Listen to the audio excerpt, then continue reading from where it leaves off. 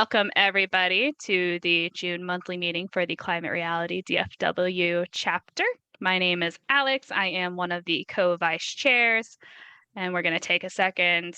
If you're a new member, we'll get a chance to introduce yourself in just a second. But for now, everybody on the executive committee, can you go ahead and raise your hand and introduce yourself so people know who you are? Like actually raise your hands on the Zoom feature. Like that. There we go. If you need help figuring it out, Chip, can you figure that out? Okay, cool. Yeah, great. All right, go ahead and I don't know. You want me to go in order of who's popped up on here? I can do that. All right, Joshua, you're first on my screen. Hi everyone, I'm Jayashree Prasad. I'm the treasurer and the book lead. Thank you. Leah, you're next. Hi guys, good morning. My name is Leah. I am currently the chair of the chapter. Happy to be here, even though it's kind of early. All right, Simon. Morning, I'm Simon. I'm also co-vice chair with Alex. And I'll update my name to show that here in a second. Thanks. Brittany, are you able to unmute? I am. Or can you hear me? Yep, you're good. Okay, perfect. Hi, everyone. I'm Brittany. I'm the secretary calling in from Minneapolis today. Ah, that's where you've ended up. Cool. So far. Well, for now. For now, yeah, we'll see. Roger, you're next. Hi, everybody. Roger Knudsen. I'm heading up education and training this year. Thanks. Jeff? Hey, everyone. This is Jeff Liu here. I'm the membership chair. If you have any questions, feel free to reach out. Thanks. Welcome. Thank you. Chip. Hi, y'all. This is Chip Pitts. I'm an at-large member of the executive committee, and Haley and I consult on Zoom backgrounds. Y'all are in the same room at the same location. Richard, you're next. Good morning, Richard Wayne. I'm an events co-chair. Good to see everybody.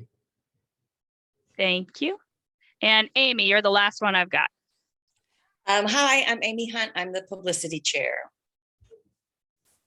Thanks, everybody. So if we have any new people, or if you've been here a while and just didn't know who does what, that's us. So feel free to ask us any questions. Pradeep, did you get a chance to say anything? Pradeep, you didn't introduce yourself. Pradeep. Yes, this is Pradeep Pundela. I am the tech and web chair. So in case if you have any digital questions around Discord, web, or anything of that sort, so you can reach out to me. Thanks, Pradeep. All right, guys, you can lower your hand. Jeff, do you have something to say? Nope, just did not lower my hand. Okay, cool. Wanted to make sure. I got you, fam. All right, so now there's the chance. Is anybody here new, or this is like your first or your second time coming to the meeting? If you feel comfortable, feel free to introduce yourself, unmute, turn on your camera if you would like. We would love to see your face, but if you're uncomfortable with that, that is okay as well. So any new people?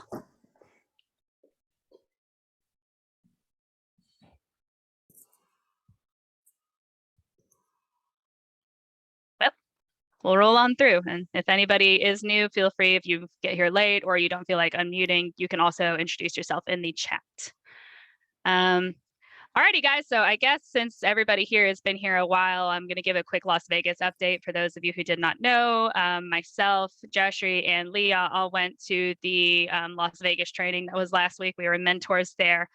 It was a lot of fun. We did, according to Roger, we got 5 new opt-ins from that training. I believe some of the mentees were kind of scattered throughout. Myself, I had 2 people from the DFW area.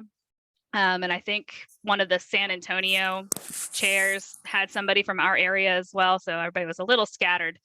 But it was a really good training. There was a good presence there. I'll share pictures in just a second. I was hoping one of the new people would be here. I know Graham, if y'all have met Graham before, he unfortunately couldn't make it today. He's in New York with his wife and daughter. But he is officially trained now, and he was one of my new member introductions, and he was also one of my mentees and has been chomping at the bit to get trained. So I'm really excited for him. But yeah, let me see if I can share my screen. I see that hopefully it has been enabled. So I will show y'all some of the pictures. Hopefully this does not go horribly wrong. Okay, can everybody see that?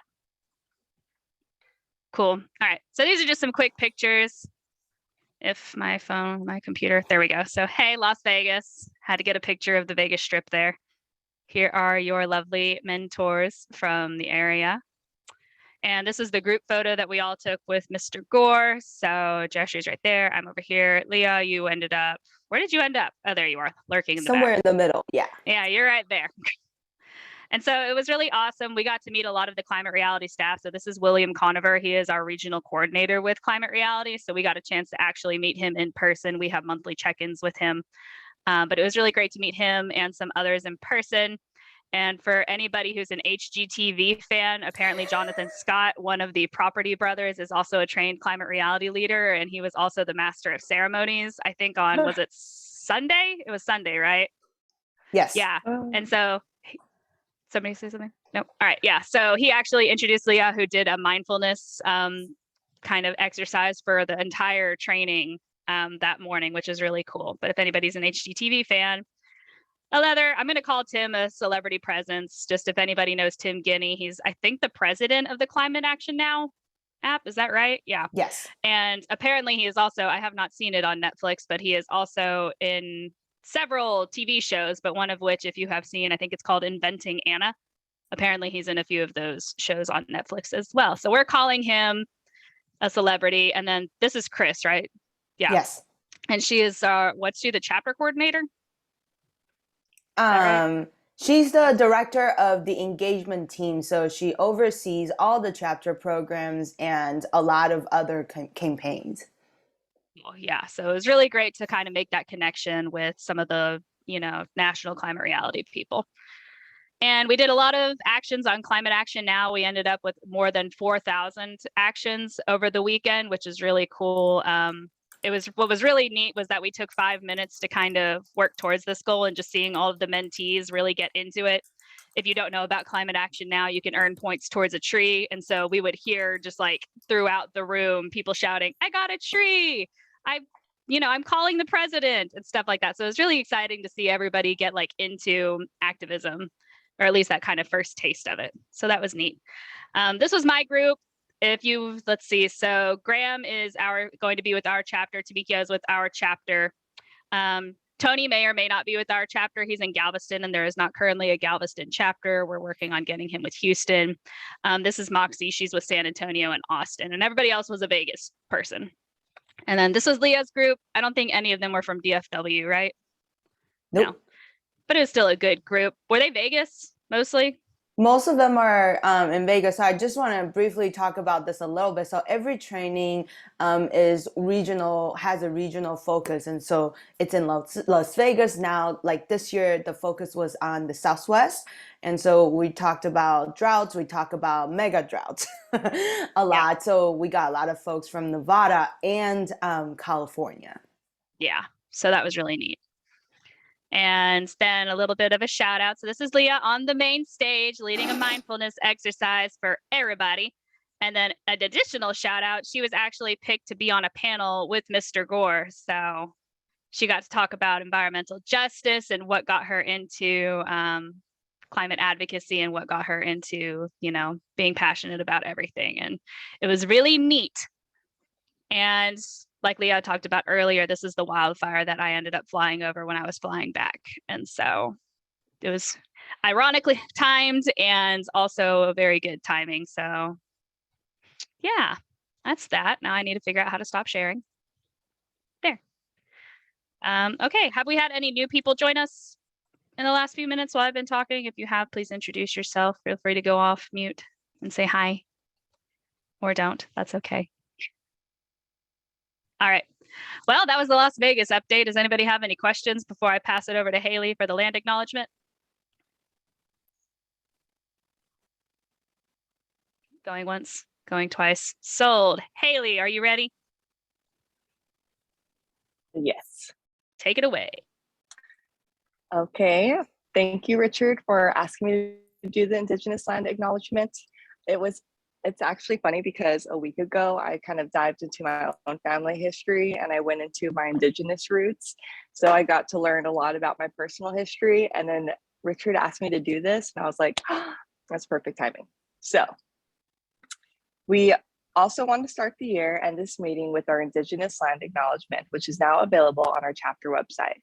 Specifically in the DFW areas, we are standing and living on the land stolen from the Kickapoo, Wichita, Tawakani, Jumanos, and Comanche people who have been harmed yet continue to thrive in the process of colonization and white supremacy.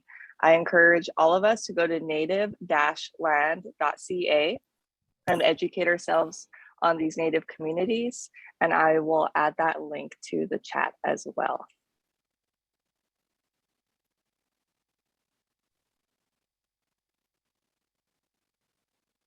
Thank you, Haley. I think we're ready for the community ground rules. Yes. Well, thank you, Haley. Thank you, Richard. So again, my name is Leah, and in all of the meetings of the chapter, we start with our community ground rules. We do this at the common reality training. We also do this at the chapter.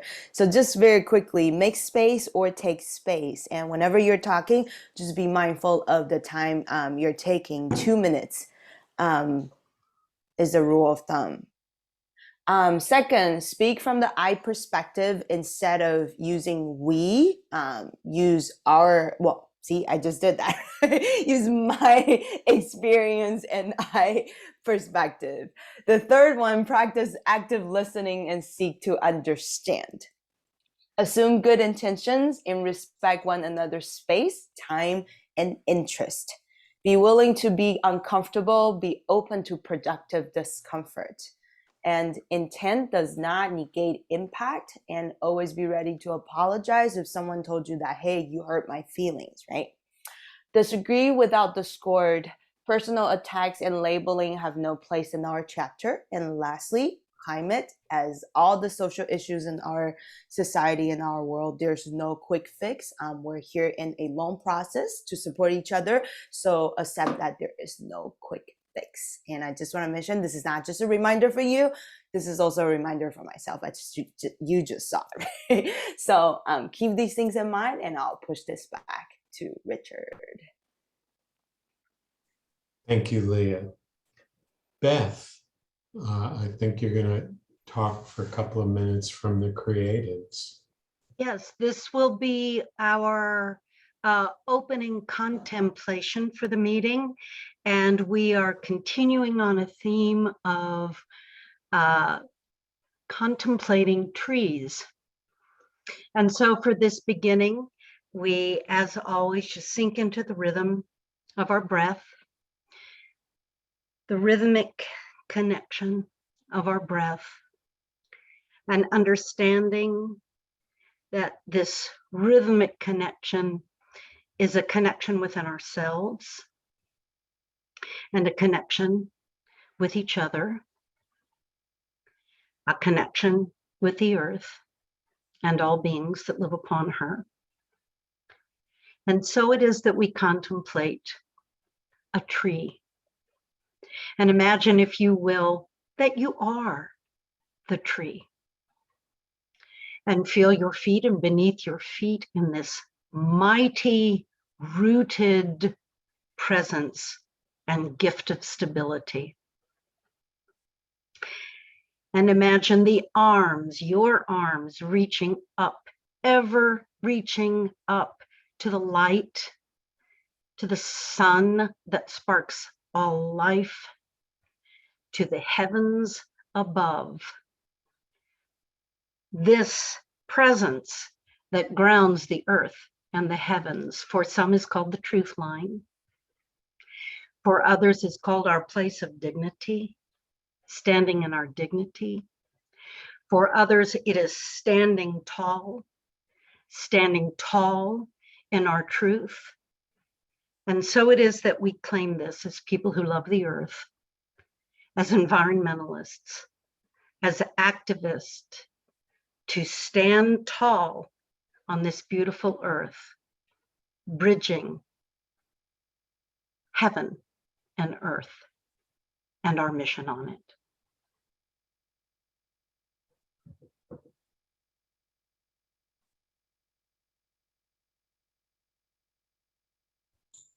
Thank you, Beth. Very lovely. Okay, I would like to introduce our speaker for today. Yevgeny Shrago is Policy Director for Public Citizens Climate Program, where he advocates for financial regulators to direct companies, banks, money managers, and other private actors to better identify and address the risks related to the climate crisis. He has broad experience in financial regulations, regulatory law, and policy in protecting consumers. Before coming to public citizen, Yevgeny worked as an attorney at the U.S. Department of Treasury, Obama Presidential Personnel Office, and the Consumer Financial Protection Bureau. He has also worked as a consultant and project leader with the Boston Consulting Group and has served as a visiting fellow at the Revolving Door Project, where he worked on improving governance capacity and protecting the civil service, and a fellow at Americans for Financial Reform, where he helped develop recommendations for a fair and just financial system. He graduated cum laude from Harvard Law School and with high honors from the University of Michigan. Yevgeny, we're very excited to have you. Thank you for joining us. You have the floor. Thank you, Richard. It's great to be here with all of you. I probably should cut down my bio a little bit as he reads it. I'm like, this is too long. So it's great to be here with all of you. I'm gonna talk to you today about financial regulation, a topic that probably is not the most exciting topic on a Saturday morning, but I'll try to make it a little more entertaining and try to show you that there's a strong link between financial regulation, and I'll explain what that means, and the climate crisis. I have a presentation here. I'm not sure if I can share my screen. Great. So let me pop that up. Let me toss it to present mode.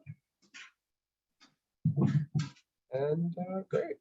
Okay, so I'm going to run through, I'm going to pause for questions in a bunch of places because I think there's probably a lot of different things. As I present, I won't be monitoring the chat, but if y'all could flag anything that pops up in the chat, I'm happy to flag that. And anyway, climate and financial regulation is a fairly new development. It's something that really has only gotten attention since about 2016, 2017, and in the US really only since the Biden administration has took over in 2021.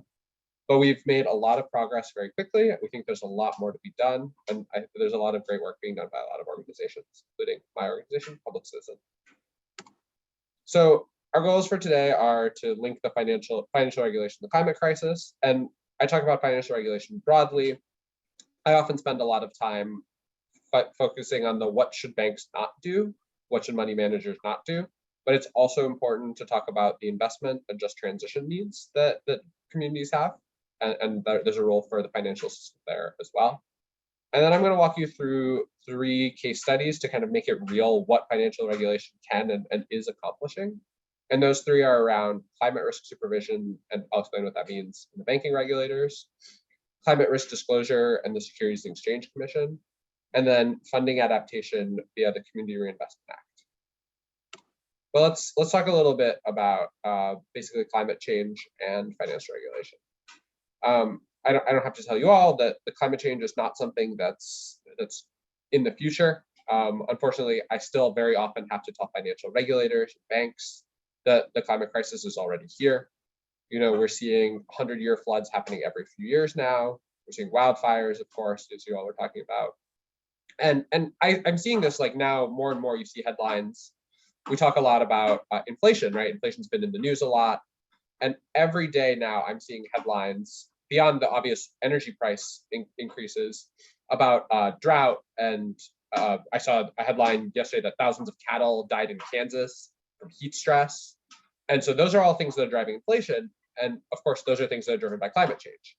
So this is a huge thing that we absolutely need the Federal Reserve and other financial regulators to think about. We're starting to see this a little bit now. Janet Yellen, shortly after her confirmation as Secretary of Treasury, told Politico that climate change poses an existential threat to financial markets. So one thing we've seen, one big win, is that the Biden administration has started to acknowledge this as a threat. And now the next step for our group is really to drive action. So this presentation is often teed up more for financial regulators. So I think I probably have to do less to explain to you all things like the direct physical risks of climate change, flooding, fires. But I may spend a little more time talking about what we call transition risk. So transition risk is basically the risk to the financial system if we do what we need to do. Right? So there's a ton of money tied up in oil and gas right now. But beyond that, there's also money tied up in internal combustion engines, agriculture, in heavy industry, all industries that need to decarbonize rapidly. And what that means is two things. You need individual companies are tremendously at risk if they don't adapt to the changing needs of the energy transition and decarbonization. And entire sectors like oil and gas and internal combustion engine cars are at risk because their business model is not viable in a world that meets the targets we need to avoid climate disaster. So we talk about transition risk as basically the risk to those companies, and in particular, because this is a financial regulation setup, we're talking about the risk to banks and other financial institutions that invest and fund this production. You can see here to the right, this is obviously has turned around a little bit, which is the trend of oil and gas bankruptcies, which has significantly increased and up into 2020. They've obviously gotten a bit of a reprieve, but that's not going to last. You know, this war in Ukraine is going to eventually end, and oil prices will go back down. And a lot of investment that's being made right now is going to become worthless. And in particular, we talk about the carbon bubble. And when I say the carbon bubble, this is really a fossil fuel sector specific issue, which is that governments and global markets are treating as assets the reserves, so fossil fuel reserves, equivalent to nearly 5 times the carbon budget that this planet has for the next 40 years. This is from a group called Carbon Tracker Initiative. And to put a little more point on that, financial institutions are pumping billions of dollars into fossil fuels. The world's 60 biggest banks put $800 billion into fossil fuel finance in 2019. That came down in 2020. It's back up in 2021, and I'm sure it'll be only bigger in 2022. And in particular, on the right, you can see the largest US banks are far and away the biggest drivers of this investment in fossil fuels. So JP Morgan Chase, Citi, Wells Fargo, and Bank of America are the top 4 and like a massive chunk of the entire total. They are contributing to the climate crisis. They are financing fossil fuels. But at the end of the day, these banks have to make mortgage loans. They have to continue to operate in all other sectors. So they're sowing the seeds for their own destruction. If we don't meet climate targets, there's no way that these banks will be successful. And in fact, many of them will be threatened. So one thing that we are really working hard on, and we really want regulators to do, is to recognize this fact. And we want them to stop banks from engaging in self-destructive behavior. For those of you who remember the 2008 financial crisis, it's just like subprime mortgages. Banks shouldn't be issuing subprime mortgages because it's self-destructive. It's going to destroy the financial system. It's going to threaten dozens of banks and our whole economy. So I'm going to move on to the next piece in a second, but I wanted to pause here and see if there are any questions about what I've talked about so far. Nothing in the chat, but John, do you have your hand raised?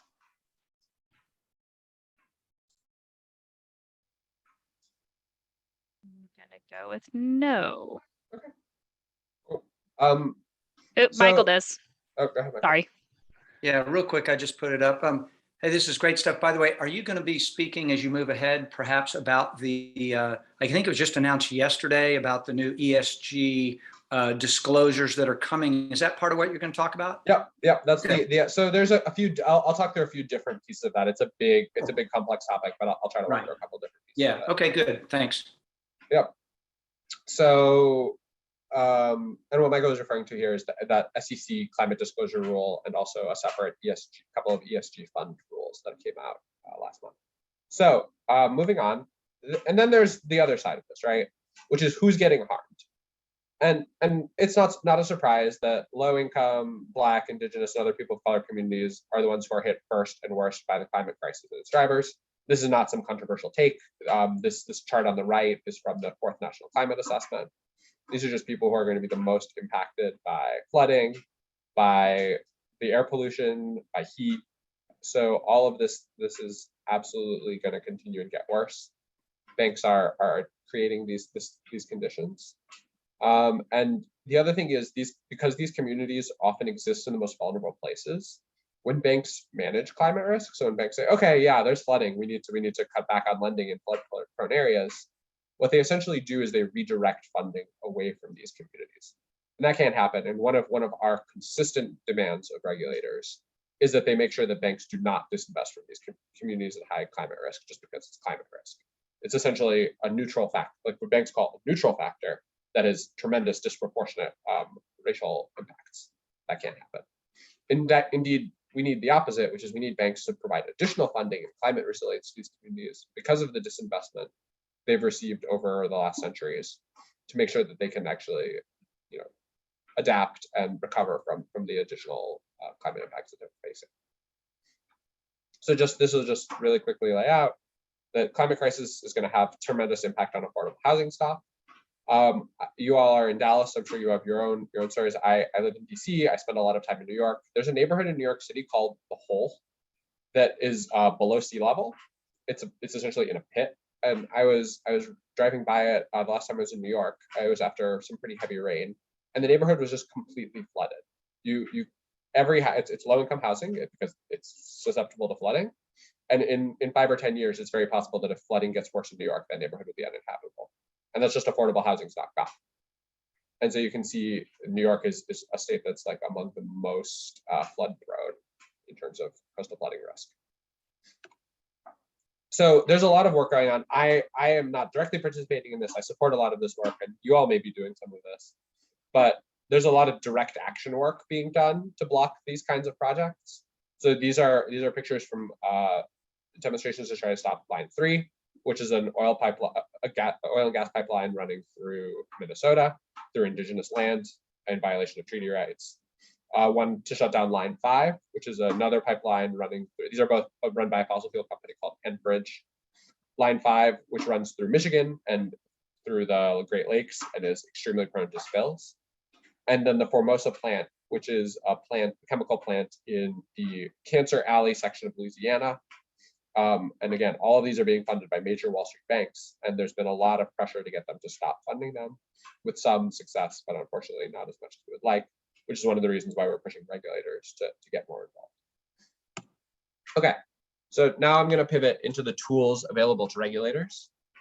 And the first tool we'll talk about is a tool called supervision. Supervision, and I just put out a white paper on this as well, and I'll happy to send that around later if there's interest. But supervision has a bunch of different tools, but it's essentially oversight of banks, and it's requiring them to report their risks. It's providing them with some guidance, and I'll talk a little bit more about what that means on the next slide. It's doing stress tests, which is essentially a scenario analysis, which is requiring banks to think through and model what climate impacts look like and what the energy transition will look like, and assess how that will affect their investments, how that'll affect their financial stability, financial solvency. And then something we call designating non-bank SIFIs, which is essentially pulling in large non-banks, financial companies like insurance companies or asset managers, and subjecting them to oversight for their climate risk. And the specific tool that I'll talk about, something that we just filed regulatory comments on, are proposed principles for climate risk supervision by 2 agencies, the Office of the Comptroller of the Currency, the OCC, and the Federal Deposit Insurance Corporation, the FDIC, who both oversee banks. So what's bank supervision? Bank supervision is essentially a confidential review of bank books and records. So a group of examiners who are trained in bank operations will go and look at what a bank's policies and procedures are. So every bank has a whole bunch of different requirements for how they operate, as well as looking at their loan portfolio. So looking, saying, hey, you've issued loans in these kinds of businesses, in these places. How likely are these loans to default? And the goal is to essentially make sure that banks operate in what is called a quote unquote safe and sound manner. Essentially that they are unlikely to go broke in the way that we saw in the 2008 financial crisis. Because at the end of the day, as you may know, banks hold deposits, and if a bank goes broke, the federal government is on the hook for a large chunk of those deposits. So the government wants to make sure it doesn't put depositors in the lurch, and 2 is not liable for all that. The expectations are laid out in guidance documents, like they'll put out bulletins. There are handbooks that the examiners follow. One thing that's interesting is that the guidance documents are not themselves legally binding, but banks tend to treat them very much as legally binding because they're concerned that the examiners can provide quite a lot of pressure on them. You'll remember that I said that it's confidential, and banks like to keep, as long as banks do what the supervisors tell them, they keep it confidential. If they don't, if they refuse to comply or they can't comply, then it's possible for the regulators to bring enforcement actions. The enforcement actions are public. It's bad for the bank's reputation. It potentially costs them money. So they'll tend to, as long as the regulators are not sort of pushing them to do something that's totally out of bounds, they'll tend to comply with supervisory guidance, even if it's not legally binding. There's a lot of different supervisors. You've heard of the Federal Reserve's monetary policy role. You can see Jerome Powell, who's in the news all the time right now, on the left. They also have a big bank supervision role. And the 2 other main regulators are the Office of the Comptroller of the Currency, the Federal Deposit Insurance Corporation, and each state has its own role. So the OCC and the FDIC proposed principles for bank supervision in this year. Well, the OCC's were proposed in December 2021. They apply only to the largest banks with over $100 billion in assets. So that'll tend to be very, very large banks, obviously like JP Morgan Chase, but also bigger regional banks. So I should have looked up what the largest banks based in Texas are and who they're covered by. But there are usually some large regional banks that you're familiar with or are covered by this. The most important thing is, like with Janet Yellen's statement, they acknowledge that climate risk, both climate change's direct physical impacts and the transition, are a risk to safety and soundness. They also recognize that these risks are different. As you all know, they're highly uncertain in how they'll manifest. They're complex, and they'll manifest over potentially a long time horizon. And so the guidance tells the banks they need to incorporate climate risk into their whole business. So it can't be like some sustainability officer somewhere. They need to look at the way that they train and the responsibilities they assign. So everyone needs to have dealing with climate risk as part of their portfolio. They need to set metrics that allow them to assess climate risk, percent of their portfolio that's at risk from flooding, exposure to transition risk like fossil fuels, what happens if there's a carbon tax. Those kinds of things are things that we have encouraged the banks to look at. The guidance encourages banks to look at. We generally told the OCC, this is good. This is a good, important first step, but we think there's more you could do. The first thing that we really called on them to do is paying attention to equity. So one thing we mentioned is, that the banks are about $100 billion more, but small banks face climate risk too. In fact, in some ways they face more. So you can imagine a bank that's based entirely in Houston and does all of its lending in Houston. And Public Citizen has a presence around each of the Texas states, major Texas cities as well. But one that's based in Houston has like tremendous coastal flooding risk. It's very hard for them to diversify that away. You all are also in Texas, so a bank that's in West Texas that does a lot of oil patch lending is going to have a lot of risk that it struggles to diversify away too. So we want them to think about how they're impacted. Watch out for what I talked about before, sort of credit withdrawal and what's called blue lining, which is pulling credit out of vulnerable communities because they're at high levels of climate risk. And the guidance does talk about this. It's good, and I'm a firm believer that the reason that it's in the principles is because of pressure from our coalition. So that's I think where we've really seen it work. We've also liked them to take uncertainty seriously. There's a real tendency among both banks and regulators to say, well, we can't really model this risk, so we're not going to deal with it. That's the backwards approach. They should be taking what we call a precautionary approach. So if you don't understand the risk, you shouldn't take the risk. Not if you don't understand the risk, you should ignore the risk, especially when that risk might be decades in the future, but locked in today. And the last thing we talk about is really not letting banks greenwash. A lot of major banks have made climate commitments. They say, we're going to absolutely get to net zero in 2050. Just don't ask us how. So we've said, no. And the regulators say, okay, if you make a climate commitment, you need to actually show that you're going to follow it. We say, okay, what that means is, you can't just say, we're gonna do a bunch of carbon offsets. How? Oh, I don't want to talk about it. Or carbon capture. Well, that technology doesn't really exist. So are you really going to rely on carbon capture as opposed to reducing emissions? And setting intermediate goals and targets. All these banks say 2050. Obviously, all of management will be long gone by 2050. So we say, no, let's see 2025, 2030 targets. So that's bank supervision. I'm going to pivot and talk more about the SEC and the ESG rules that we talked about. But I want to pause here for questions. There is a question from Jim in chat. I'd like to hear from you about the response you typically get from giving this presentation to financial institutions. Oh, that's good. I do not give this presentation to financial institutions. So Public Citizen is a fairly, like, how do I characterize this? We're aggressive. We're generally not considered a friend by banks, and so they don't, as a rule, talk to us. I'll say that financial institutions, broadly, many of our allies give similar presentations. So we work with a group called Series that works closely with banks, and they're great, and they just take a different posture. And I think their view is that banks will generally say, yeah, we accept that this is sort of a risk. We accept we need to deal with it. But what they'll say is a few things. One, they say every bank is different. So I think we need a lot of flexibility. We don't want a lot of oversight, or, of course. We don't want a lot of rules because we're going to deal with it in our own business in our own separate way. Another thing they'll tend to say is that we can diversify this risk. So, especially a big bank will say, look, we're huge. Yes, there'll be coastal flooding here and there. We can get insurance. We can make other kinds of loans. My view on that is that that's extremely wishful thinking. Climate change is like the kind of risk you absolutely can't diversify because it hits everywhere all at once, and it's really, really hard to say, okay, when and where and how we're going to deal with it. And then a third thing that they'll say is that one thing I mentioned, which is that it's just very uncertain. It's just very hard to model. We're working on it. We're building better models, but right now we don't want to. We can't really model the risk, so we shouldn't have to deal with that. And again, that's where our advocacy for a precautionary approach comes in. There's very, very few banks that accept any of our arguments. We're continuing to work on it, but one of the reasons we want to put the regulatory pressure on is because the banks are much more likely to listen to the regulators than they are to be. I hope that was helpful. Any other questions? Great. Move on to the next piece.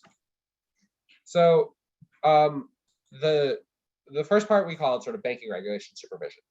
The second part is something we call market regulation. And so when I say market, what I mean is capital markets, but you'll probably know them better as basically the stock market, the bond market, and then a few more esoteric markets. But mostly we'll focus on the stock market here. And these are rules for how companies that engage in that raise money in the stock market or that try to get you to give them their money to invest in the stock market have to act.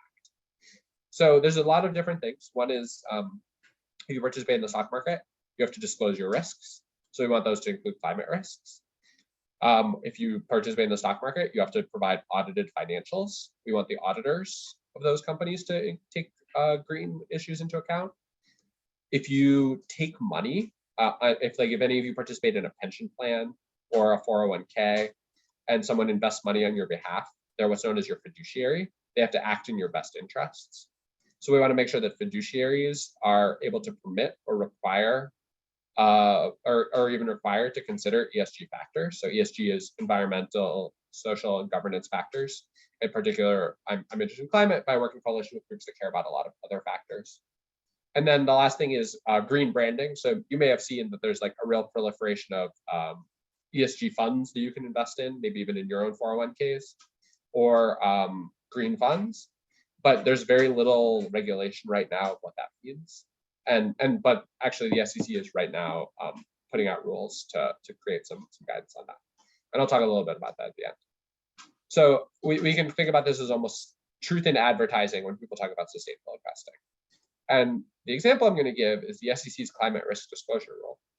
This one's near and dear to my heart. My organization, with a bunch of others, just submitted a 175-page comment to the SEC yesterday because the comment period had closed. And so we've been pushing a lot on the SEC for what to do. So what are market rules? They're rules that give capital markets, so like the stock markets, decision useful information and advice on investments. So it's essential information about making informed decisions. It helps market participants have the power to act on that information. So if you want to change your investments, you need to have information. And you want to be able to change your investments. Ensure the market participants have the duty to act based on that information. So this is more what I talk about, people who run pension plans, people who run 401ks, they have this fiduciary duty to act. And so if they see that they have climate change risk, they need to take it into account. And then we need to hold market participants accountable for their actions. So at the end of the day, if you have to disclose climate risk information, but the SEC won't enforce it, nobody asks any questions, it won't matter if the question is if the information is actually being disclosed or not. So we want to make sure there's accountability. So the SEC put out this climate risk disclosure rule. It's been a very long and very carefully thought out process. They've put tremendous effort into this. In March of 2021, they put out a request for information on climate risk disclosure. What they've said is we've been seeing tremendous demand for climate change information from investors. We've seen a lot of statements by investors that they're not getting enough information right now. They asked for public input to basically gather all this information in one place to decide if they want to put out a rule.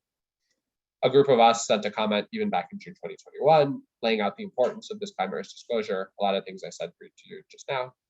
And in March 2022, about a year after the request for information went out, the SEC released a proposed rule. It's a long, detailed rule. I'll talk through some of the stuff in it. And just now, just yesterday, we sent to the coalition comment.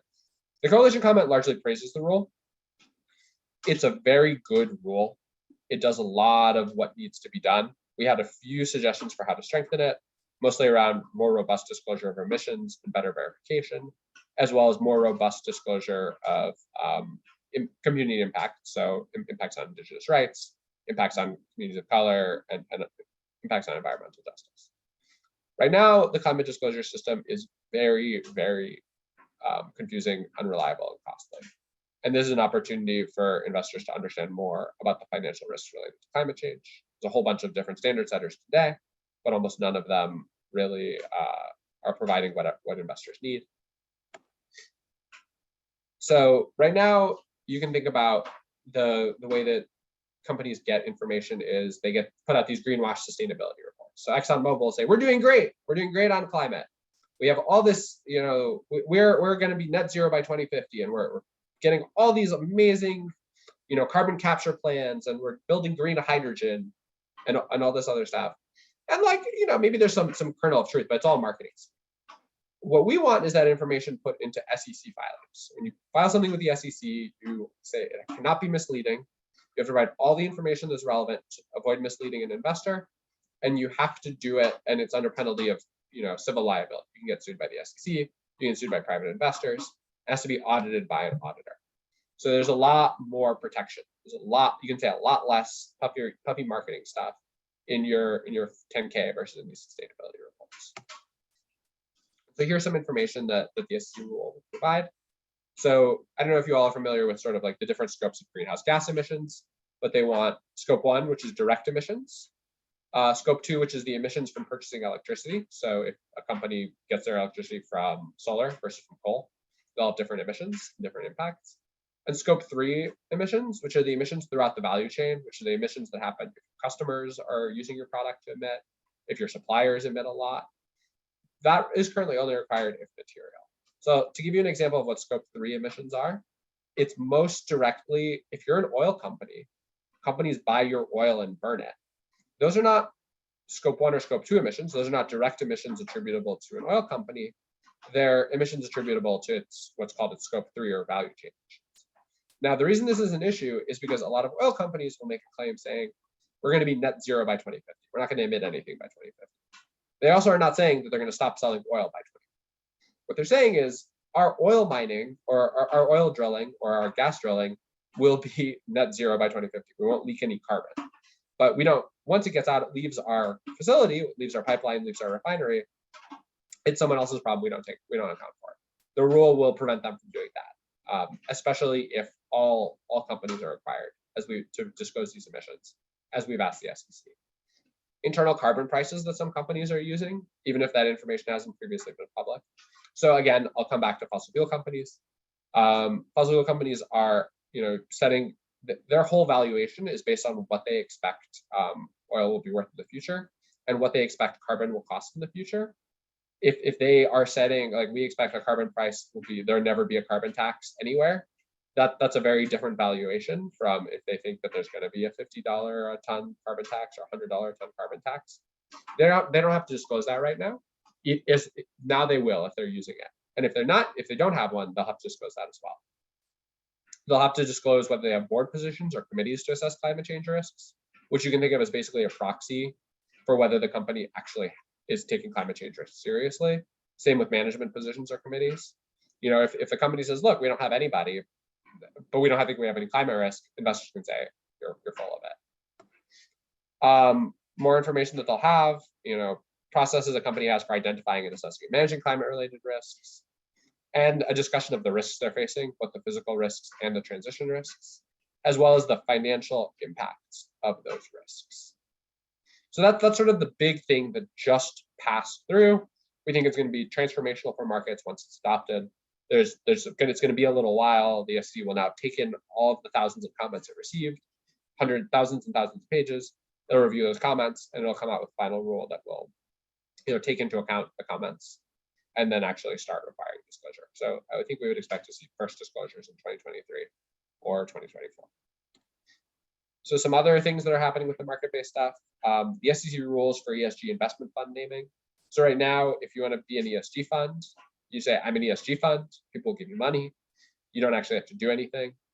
The SEC is now going to require companies, or has proposed to require, that if you do an ESG fund, you have to disclose the methodology you use for deciding if companies are ESG, and 80% of your investments have to follow that methodology.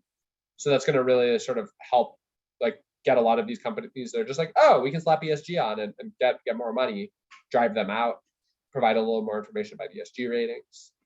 There's going to be rules for investment advisors and other fiduciaries, again, as we talked about, to be allowed at a minimum to take climate risk into account, and ideally even required to take climate risk into account as they think about and other ESG factors, because that's part of, you know, a good investment strategy. So again, long section, talked a lot. I want to pause here for questions. I'm not seeing anything in chat or any hands raised. Hold for a second. Okay. I'll ask you a question. Yeah, go ahead. I don't know if it's appropriate now or later, but there's so many questions about this, but I think it is undoubtedly a positive development to have the SEC regulation posed here, long time coming. And it's happening, as you know, in other markets like in Absolutely. Europe. But I'm curious just overall as to how serious you think, you know, the rhetoric of people like Larry Fink and the private equity managers, a lot of the other big banks, Jamie Dimon from Chase, you know, the #1 financer of fossil fuels, as you mentioned earlier in your presentation, you know, and at COP26, we did see, you know, this huge commitment, at least in theory, who knows if it can be enforced, to sustainable finance, you know, to increase the $100 billion commitment that hasn't been funded to the trillions that are going to be needed. So I'm just wondering, the basic question is, how serious do you think, as I do, that there is some authentic movement, because the risks are on, you know, physical and transition are undoubtedly there. But to what extent are they really taking this seriously? And then the corollary or subsidiary question is, you know, how has the Ukraine war and the fossil fuel resurgence changed that? Because they are just gleefully seizing those opportunities, especially for natural gas as a bridge fuel, which, let's be clear, does have in the minds of most elites globally now, not just the industry, but government policymakers in Europe and the US, they're much more amenable to that, you know, that path toward transition. And so, you know, they're really balancing between the need to address climate change on one hand and the need to address energy security in developing countries and even in places like Europe, you know, Germany, the US, et cetera. So just those two questions. How sincere, how authentic, and then, you know, are we at risk now of not meeting, if you add to that to the revelations by Smil in his latest book, Vaclav Smil, about how hard this will be, you know, what's your take on that? I think Smil is overstating it a little bit, but so I'll say it's a good question. I think the two questions actually are very much fit together, which is the sincerity and authenticity. I mean, I think Larry Fink thinks climate change is real. Jamie Dimon thinks climate change is real. I think they probably don't quite grasp, as many people unfortunately don't, both the severity of the impacts and how much is happening today. And I think that they're probably being a little naive about, I think they have they have a strong technological optimist bent.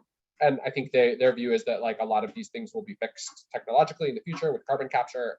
I don't think they may be given a lot of thinking to the scale of what's happening, or like, frankly, like how incredible the technological innovations we've developed in the last decade are, and around renewable energy and the drive to batteries, and how much like the real challenge now is implementation of those things.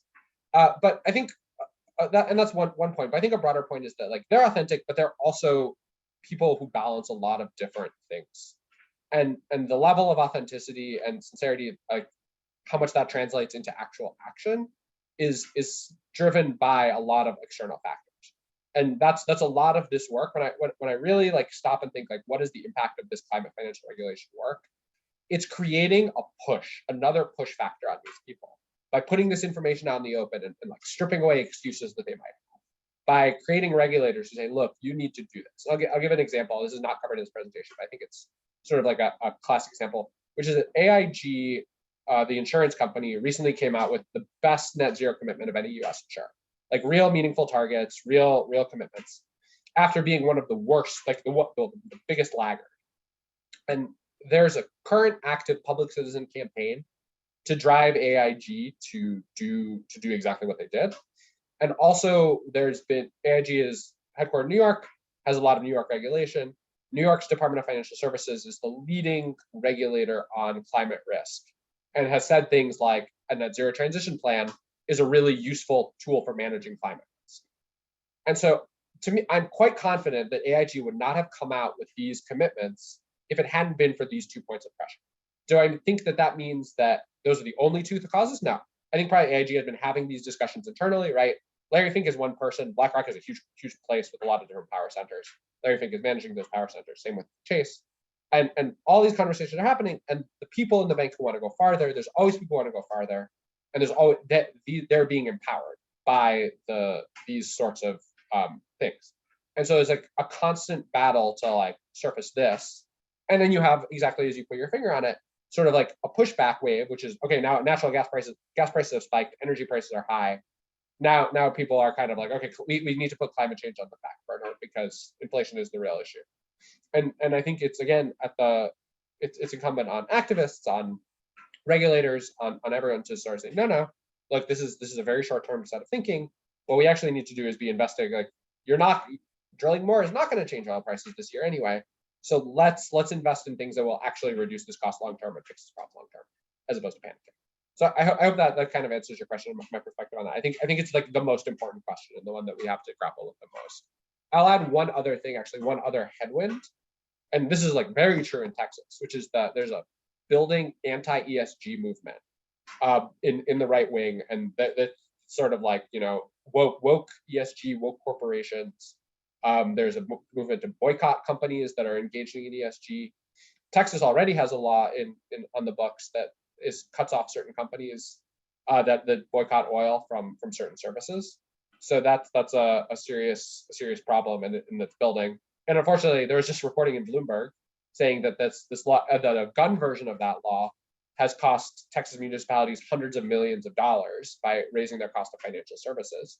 So that's sort of like a real like dollars and cents issue, but one that we're monitoring and preparing to push back on as it emerges. All right, banks don't do this. So what do we want? What do we want financial services and regulators to do? And what we really want is a credit allocation to vulnerable communities. They need to be making sure that money continues to flow to these communities, and in fact, laying out guidance for banks on how to lend safely to these communities without cutting off the flow of credit, and even potentially buttressing emergency lending. So I think we've seen. I'm not going to go into this a lot, but we've seen that the Fed has no problem jumping in and lending a lot of money to hedge funds and banks when it sees the financial crisis at risk. And those same authorities can be used with the right thinking and a little creativity, if that's what they want, to help deal with climate change impacts and fund green banks. And that's an area that's going to be developing more over the next few years. I wish I had more to say. But right now, where we're really pushing on is the Community Reinvestment Act. The Community Reinvestment Act is a law that was designed to combat redlining. So when banks had previously denied credit to communities, would just take in their deposits and invest the money elsewhere. This requires banks to put the money back into low and medium income communities. There are tests about lending and services provided. But it's a law that was written in the 70s, and there are challenges that have developed since then. One of them is that it's based around branches. Banks increasingly don't have branches. There's a census tract analysis. So if you can imagine, the census tract is a fairly large area. Oftentimes there's lending to the rich, if it's a gentrifying census tract, the lending will be to the neighborhoods that are gentrifying and not to the neighborhoods that really need the investment. And fintech is becoming a bigger and bigger part of the lending ecosystem. And fintech lenders, because they're not banks, are not covered by the Community Reinvestment Act. That said, the law has led to $6 trillion in investment for low and moderate income communities. So it's been a success. Actually, just last month, the regulators put out an update that would try to address these issues. We're still kind of working through it, and we'll be putting in a comment in August. But it's done some of this work around branching by changing the way they define where banks need to lend, and making it more focused on individuals and communities instead of on census tracts. But the specific goal is really to push more money into climate adaptation and to make sure that communities that are impacted by climate are not losing the funding that they have. So I talked about this a little bit. Directing community funds into climate resilience, adaptation, and just transition, funding withdrawal. And one thing that unfortunately we have not seen in the new rule is that race is not written into the Community Reinvestment Act. Our view is that there is an opportunity to push it into the act, but the regulators are more conservative and they haven't done that. So it may be that this is something that needs a legislative push at the end of the day. But for right now, we're focused on making sure that the rule is as good as it can be. And that is my presentation. Thank you for your time. I'm super happy to take questions now, super happy to take questions at my contact later if you want to send me an email, however you all are feeling.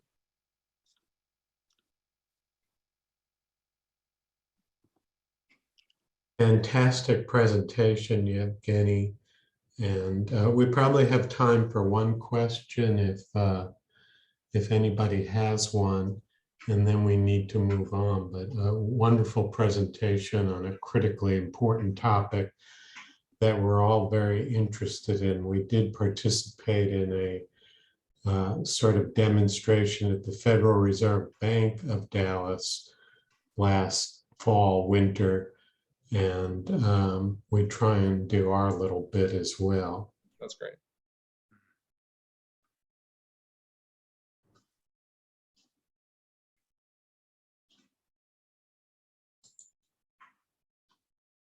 Good. Michael, you want to go first?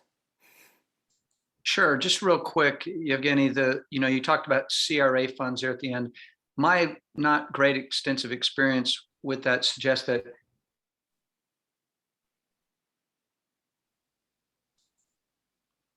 it can be super hard to figure out. Am I coming through? You're kind of in and out. Oh, shoot. Sorry. I don't know what I can do about that. Yeah, okay. I'll stop my video. It might help. No, just find the CRA funds and how banks use them. You mentioned that, yeah, they have fewer branches, so they're maybe less active in the neighborhoods where they need to put the money in play. It seems to me that it looks good at a high level, but it seems like I've never heard anybody talk about how it's really working great. And I know the $6 trillion sounds big, but in our big economy over many years, that's not much, is it? I mean, do you have more to say about that real quick? No, I agree. I mean, and that's right. Like the law is not written as well as one would hope. It's not driving the investment that needs to drive. It's just like as you all know, it's impossible to pass anything through Congress right now. So we do the best we can with the law we have, and hopefully try to make it better. And one thing that's good is I think the regulators, like the current set, do recognize the challenges with the law and are trying to make it better to the extent that they can to like actually drive investment into.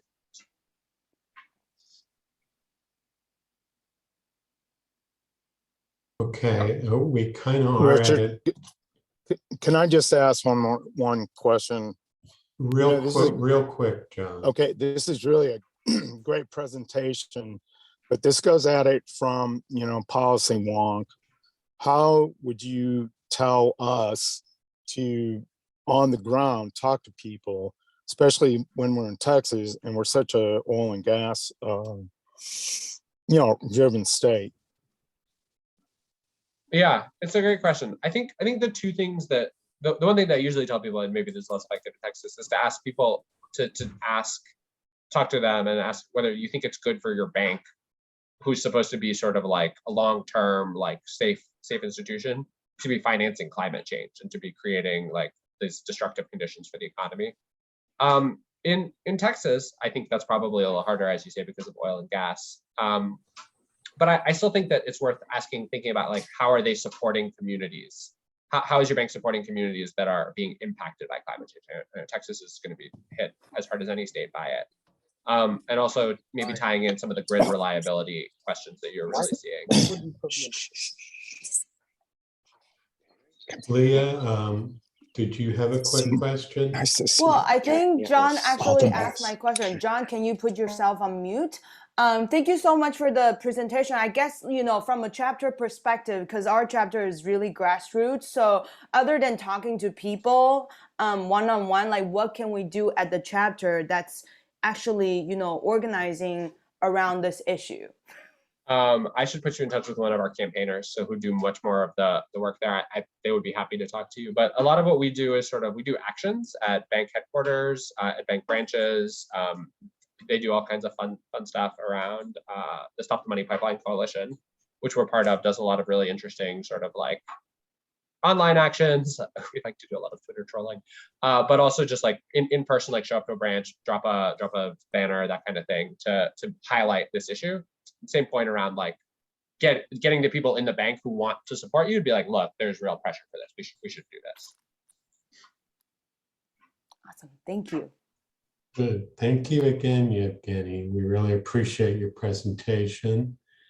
We have Michael Martin speaking next about commercial solar action possibilities. Yevgeny, you're certainly welcome to stay depending on your schedule. We'd love to have you. But we've got Michael, you have the floor now. Okay, very good. Hey, everybody. Good to see everybody. And so I'm Michael Martin. And just for those who don't know me, I'm in the solar business. So hence the reason I would like to share a bit this morning on this topic. So that's where I spend, a lot of my life. And I've been a chapter member since 2017. And it's really great to have the tee up of the presentation we just heard. Yeah, it's fantastic from Yevgeny. And I think there's going to be a lot of growth in that area, and maybe there'll be things we can absolutely figure out what to do with, in that area in terms of impact and action here in our chapter. And I'll make a tie-in or two to what he said in just a minute. But what I want to do is, this is real informal. Let me take about 5 minutes to run through some ideas and some information for y'all, and then let's have a conversation, because what I'd like to see is if we can figure out in this 15 minutes, what could we do that would enable our chapter to take action, and action that could make a difference. So I think that's what we're all about. And in particular, that would be supportive of Dallas's CCAP, Comprehensive Environmental and Climate Action Plan, for those of you who do not know what CCAP stands for, and improve our region's health. So, and so let me, first thing is, the city is leading, of course, the Climate Action Plan, and I serve on the Environmental Commission along with Paula Day and some other folks y'all know. But we got to keep in mind that the big opportunity here to make impact on the climate crisis and the health of our region is due to all of us and the private sector, less about what the city does itself, but the city has a very important role because of their megaphone and their ability to reach everybody. So I'll tie that in here. And let's face it, industry has largely created the climate crisis, not our cities and city governments, right? So hence my desire to speak here a minute about the commercial business solar market opportunity. Now, we talked a little bit about this back in I think, the February chapter meeting, where at that time there was a recent report just put out by the Environment Texas group that was called Solar on Superstores, as y'all may recall if you were involved in that meeting or seen anything that's been around. So the idea is that big buildings running on clean energy, that can have big impact. And that's a big deal. And it has a lot more impact than on my home or any one of your homes. So we've got to, I would submit that attacking the bigger opportunities will have bigger impact, and hence it's a good place to focus. One other thing that's just come out from Environment Texas is another report called Shining Cities 2022, where they rate the cities around the US and who's done what with solar. And per capita, Dallas is 41, Houston's 40, San Antonio is 6, and Austin is 20 per capita. So we're barely showing up. We're at 41. So hopefully the Dallas competitive spirit will kick in here as well. That's a bad position within our own state. We're basically last. So, and the other thing I wanted to say about putting solar on the rooftops of big buildings is the economics work. The brand value is very big. And that also ties into part. There's numerous times where Yevgeny just referred to the brand value and what it means to a company's reputation. So these things are becoming more interesting, I think. And the other thing, that a reason I mentioned the economics work and the brand value is good is because the biggest companies in the world are already proving that solar on their businesses, on their properties makes sense, like Amazon and Walmart and people like that. So anybody that tells you, gee, it just doesn't pencil, I hate that expression, or just the economics don't work, they're just wrong. So know that it absolutely works, because these are public companies that are doing this at a huge scale on a multi-tens of billions of dollar level around the world. So they're doing it because it's smart. So we need to bring that down to, the DFW area where we don't have a lot of that happening yet. But I do want to also give y'all one bit of good news that back in April, Trammell Crow Company, which is a part of CBRE, which is the biggest commercial real estate company in the world, and is largely based here in LA. So CBRE announced that they're committing $600 million to deploy solar on their new industrial properties. So think big e-commerce distribution centers and warehouses, those kind of buildings. That's a huge deal. And what I know for sure, and it was even in their public statements, again, tying back into Evgeny's presentation, they did it because investors now are saying, hey, are you running, or what are you doing about the E and ESG, like, taking care of buildings with clean energy, and tenants starting to say, we would like to occupy buildings that are powered by clean energy. So big companies are starting to respond. So the money availability and the money having ESG investment aspects to it influence Trammell Crow / CBRE to make this big decision. So that's a huge deal. And the Dallas company, now we got to see what they're going to do. And that's something we can also talk about, is what is their plan, and will they focus some of that investment on some projects and buildings here in the DFW area, not just in other parts of the US. So we don't know that yet. And I'm going to get to what we can do here in just a minute. The other thing I just wanted to share that's even got, all of this is good for environmental justice, because it's, it's that scope 2 aspect of emissions that was in the previous presentation about, if you power your building, your home with dirty power, then it's that scope 2 emissions thing. So that's why deploying solar on buildings really matters. The other aspect with a even kind of higher environmental justice aspect here in Dallas is, it's a new thing that I'm involved in and working on, to try and identify some sites for a clean energy microgrid type systems in underserved areas of Dallas, where, so for instance, that would mean typically West Dallas, South Dallas, Southern Dallas, and think of down there off Camp Wisdom / Simpson Stewart Road, where you have Paul Quinn College, UNT Dallas, Dallas College has campuses throughout the southern sector of Dallas. And so these are, in this case, that example is, of course, local colleges and campuses that serve underserved, under-resourced parts of our community. So those are good ideas, as well as maybe multifamily developments, residential developments that are going on that have some sort of natural grouping to them, like a campus does. And the idea is that what we can do is implement systems in these areas, which have always been the least well serviced and pay the most and have all the environmental justice proximity issues that we know about where they are in relation to industry and all that.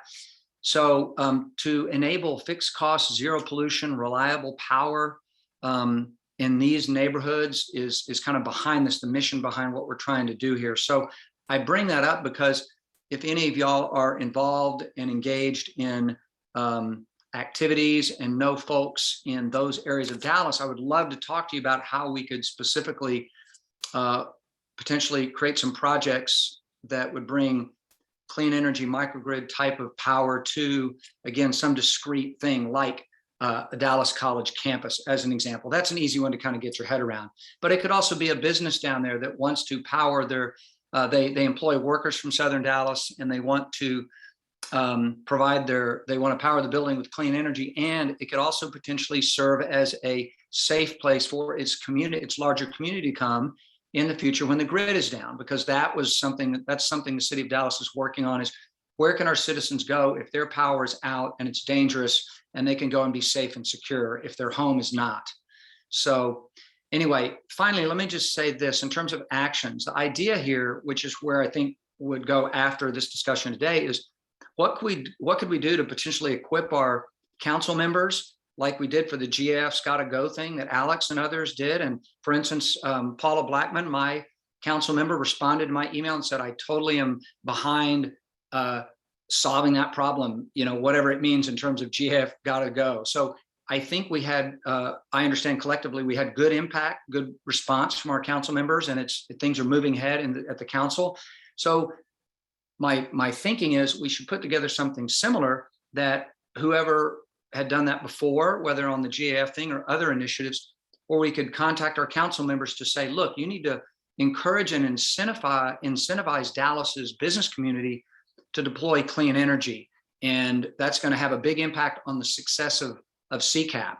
So it seems to me that if we equip our council members, they can then educate businesses in their communities, the business leaders that they know, to go do the right thing in terms of powering their buildings with clean energy. Additionally, beyond the council members, the idea of, you know, anybody here that is in the business world who knows businesses that are based here that own their buildings, and why haven't they put clean energy on their property? Because it'll pay off both brand wise and economically. So there's a lot to all this. I want to stop there. I'm curious to know what I've said, what questions and thoughts and ideas have come up here in the mind of our group. And then we've got kind of an informal committee here that Roger and I have talked about that we could put together to try and create an easy to use toolkit and things that the whole chapter could use, like you did for GAF's Gotta Go. That was really good, so that we can all take action, because I think we just want to do stuff and to help our city's environmental health. So let me stop there and see what thoughts and questions are bubbling up, and we can continue this conversation to figure out how we can have tools to go do stuff. Yeah, Michael, just really, people have raised hands. Sorry, I'm jumping ahead, but let's follow up later. I have some connections in West Dallas and South Dallas in the Joppy community and in like Sure. Singleton United, West Dallas. So I think they'd be really interested. So follow up with me later. Okay, for sure. Thanks, Alex. Yeah, can I jump in? Go ahead.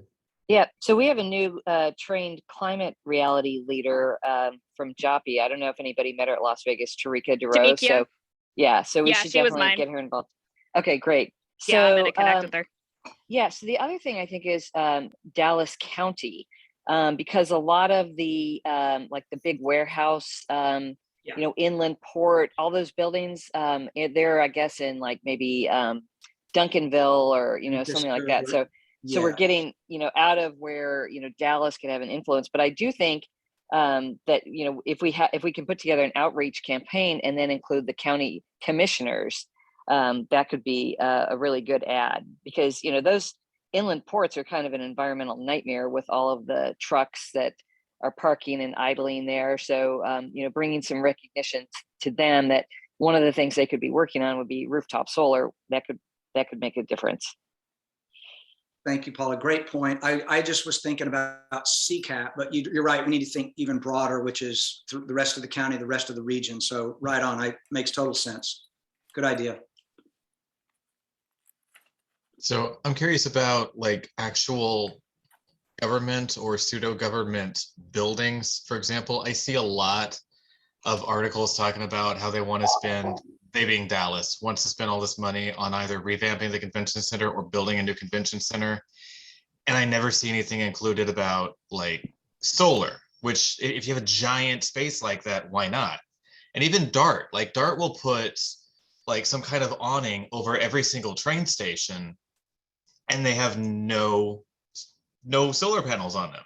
And they'll usually create some giant monstrosity of pavement right next to the damn thing. And again, it's a heat trap. That's all it is. It's just soaking up the heat and bake, and we get nothing out of it.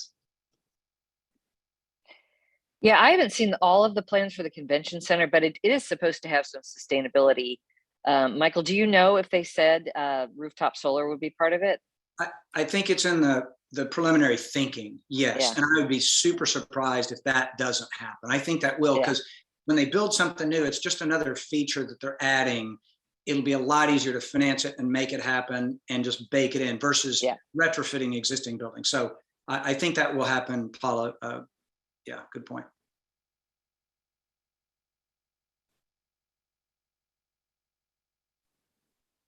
Well, let me say this. Anybody who thinks this is interesting, be in touch with me or Alex or whomever, and maybe we'll put together a small group to say, okay, what are the ideas? What are the simple, basic tools we could put together that anybody in the chapter can choose to use because it's a topical area that's of interest to you, or you know somebody, you have some, whatever you want to do.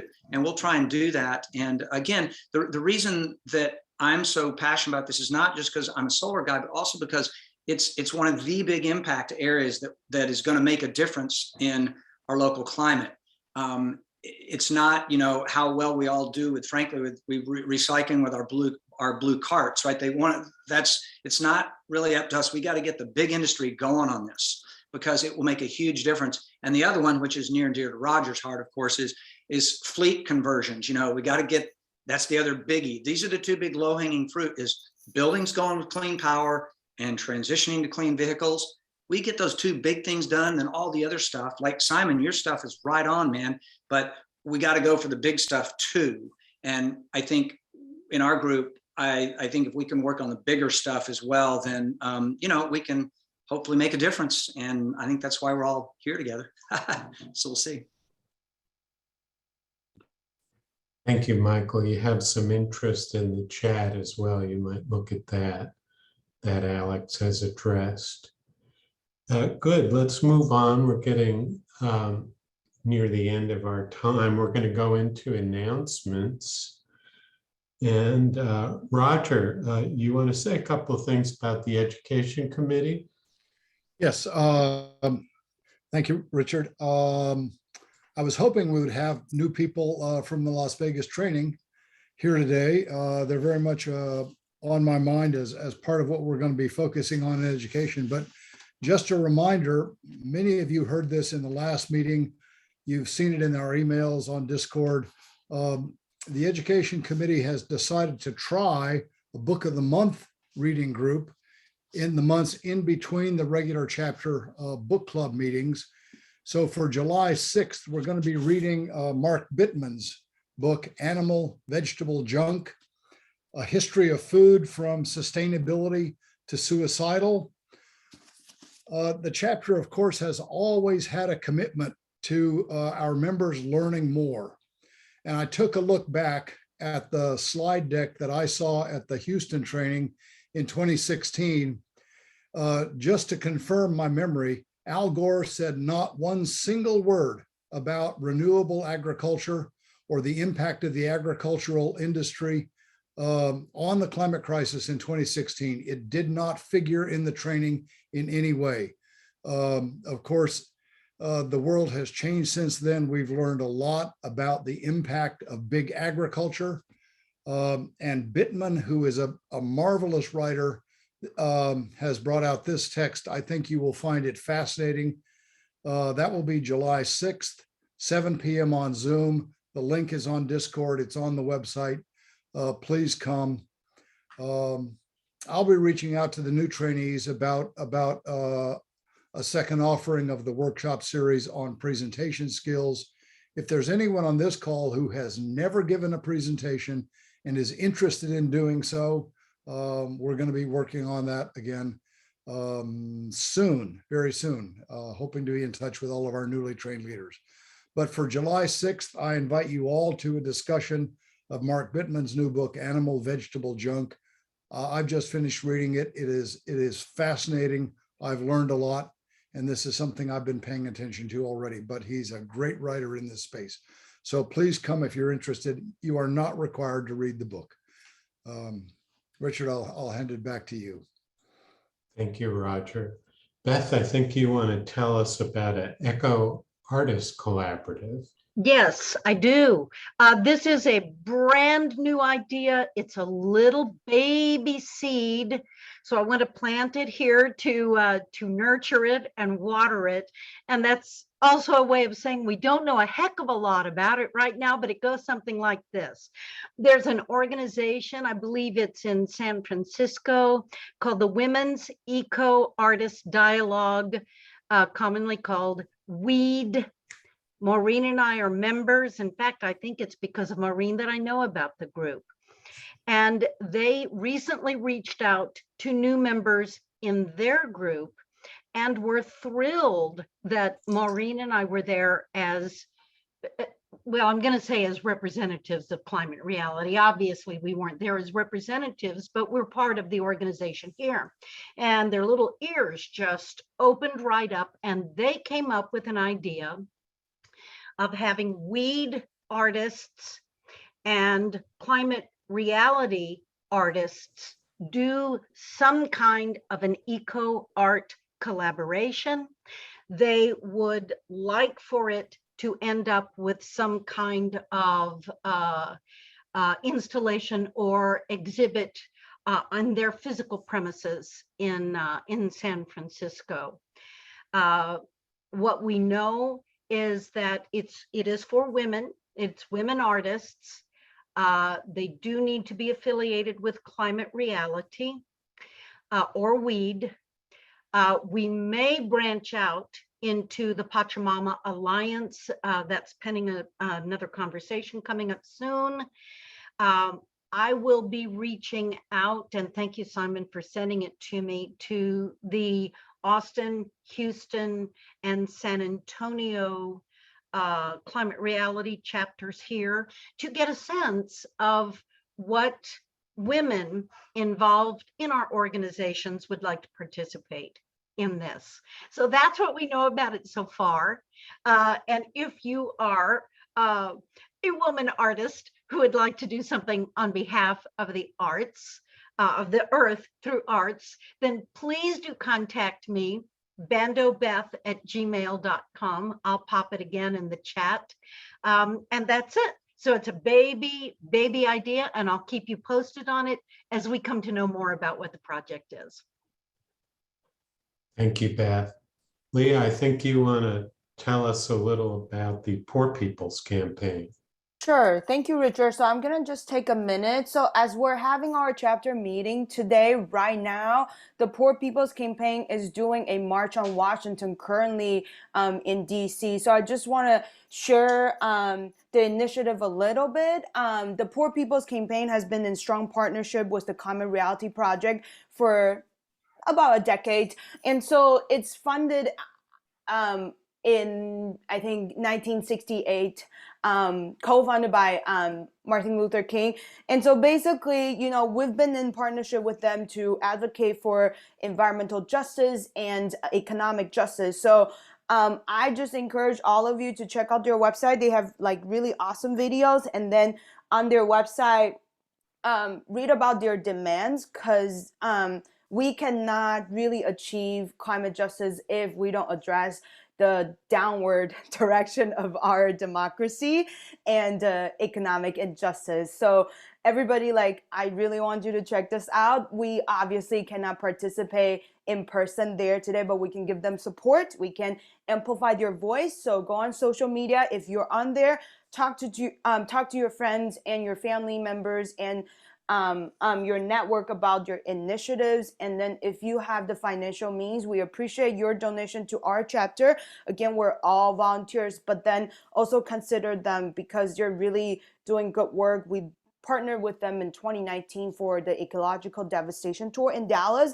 And then it's probably coming back as we're hopefully moving towards the end of the pandemic or co-living with it.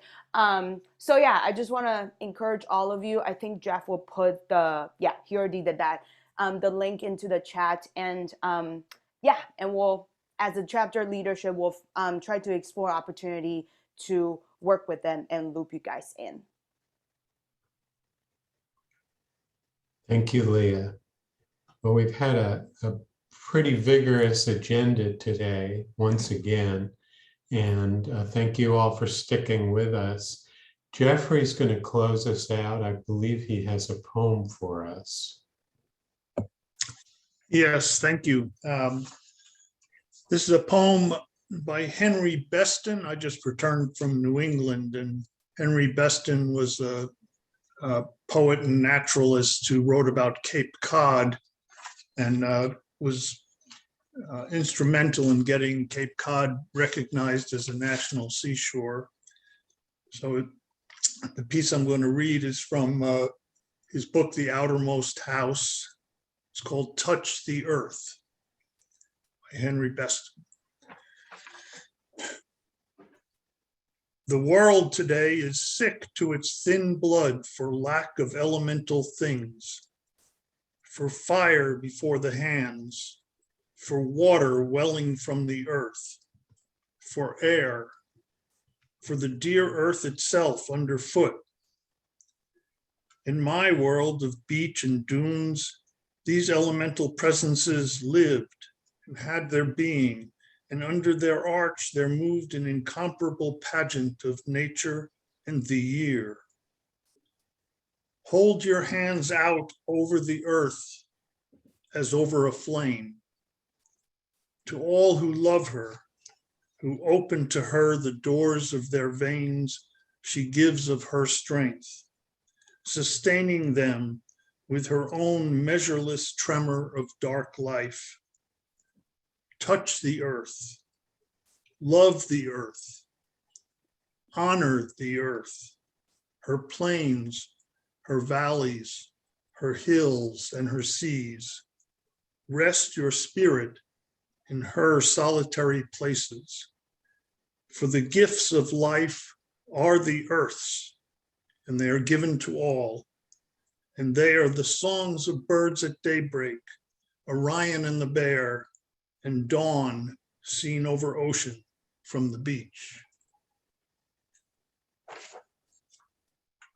Thank you. Thank you, Jeffrey. That's a wonderful book, An Outermost House. Thank you for reading that selection. Looks like we got through it. Everybody have a wonderful weekend. We'll see you in another month. Lots going on. Read the newsletter.